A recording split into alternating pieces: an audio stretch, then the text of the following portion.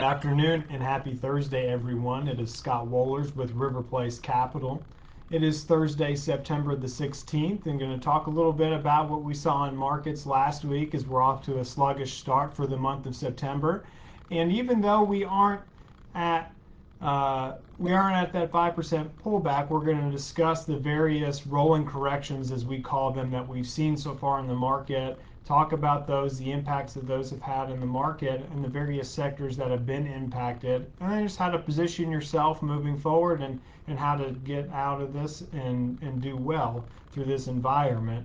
And so last week was a down week in the markets. The S&P 500 was the place to be. It was better to be in the large cap stocks than anyone else. The S&P 500 finished the week off exactly 2%, but the mid cap index was off 3.6% and the small cap index was off 3.8%. So quite a bit of volatility to the downside in the markets last week as we are weighing fears of the slowdown of Delta variant, the fears of the Federal Reserve Bank tapering, and just are we at peak earnings and companies guiding down due to supply constraint issues. And to that, one of the very interesting things that we are studying and learning is we had retail sales numbers out today and they were expected to be down year over year, but the consumer continues to be strong and the retail sales numbers were actually positive year over year, up 0.7% year over year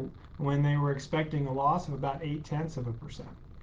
So we are seeing the strong consumer, and with that, the supply issues that are causing companies to guide down. There is a backlog of about 50 to 60 ships sitting outside the port of Los Angeles looking to get in and offload stuff because we are actually buying so much stuff. The consumer, because of stimulus, because of savings, is flush with cash, and now we are starting to offload that cash.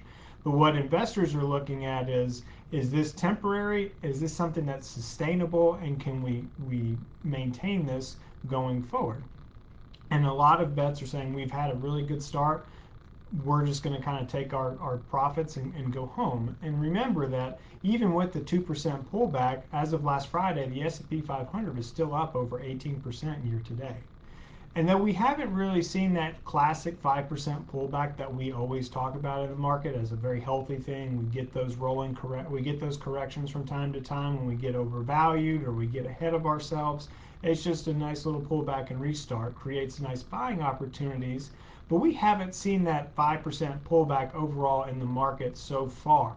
But what we have seen are what we call rolling corrections, and corrections that are happening inside of the market while the market is actually continuing to move higher.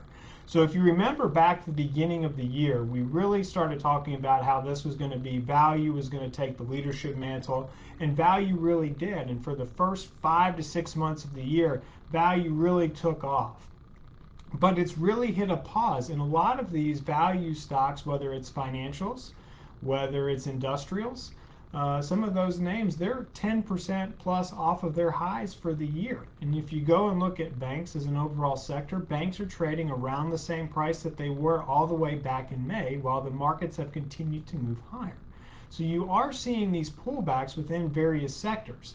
And what you saw was value take the mantle, and now it's kind of fallen back a little bit, and growth has picked up.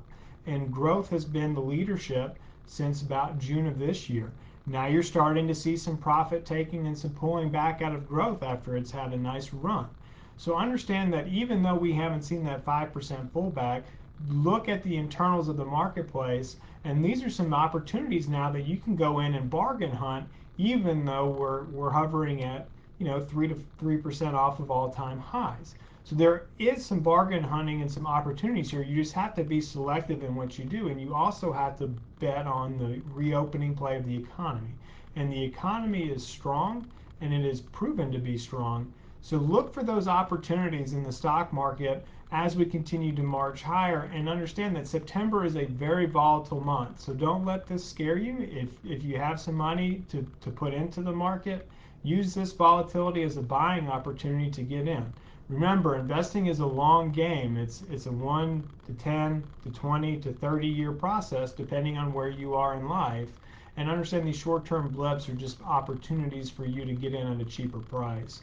So as always, if you have questions about what's going on with your individual portfolio or where you think how it's going to impact you or where you think markets are going, give us a call. We'd love to talk to you.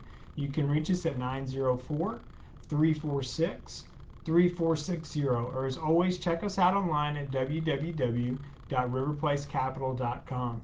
I hope everybody has a wonderful day. Thanks so much.